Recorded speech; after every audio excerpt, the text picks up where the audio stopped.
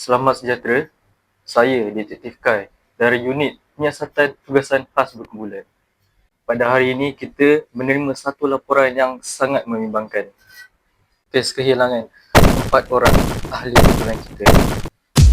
Maklumat mereka sangatlah terhad, namun saya akan cuba menjejaki mereka satu demi satu.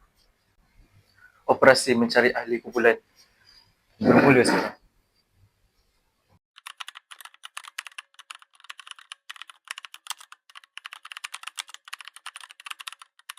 Ia menemui petunjuk yang pertama.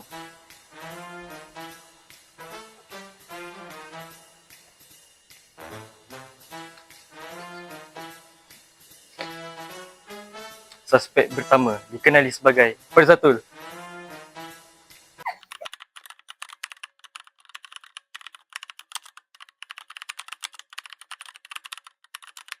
Saya bukan hilang lah. Saya tengah siapkan kerja kumpulan kita. Suspek pertama telah dijumpai. Suspek kedua membawa saya kepada lokasi yang agak sunyi.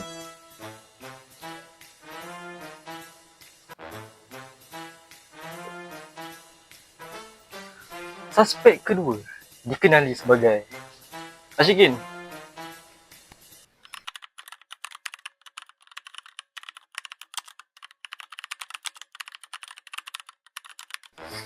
Saya sedang membuat kajian lah. Satu lagi berjaya ditemui.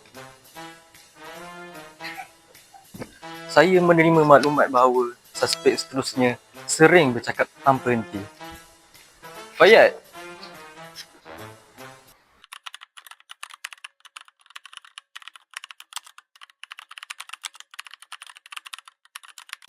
Itu dipanggil keyakinan.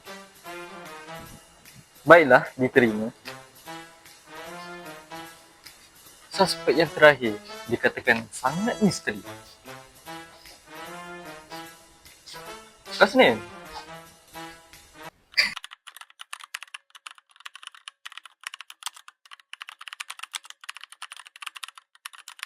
Yang penting siap. Selepas siasatan yang panjang, kesemua ahli kumpulan saya telah pun berjaya ditemui. Dan inilah kumpulan saya.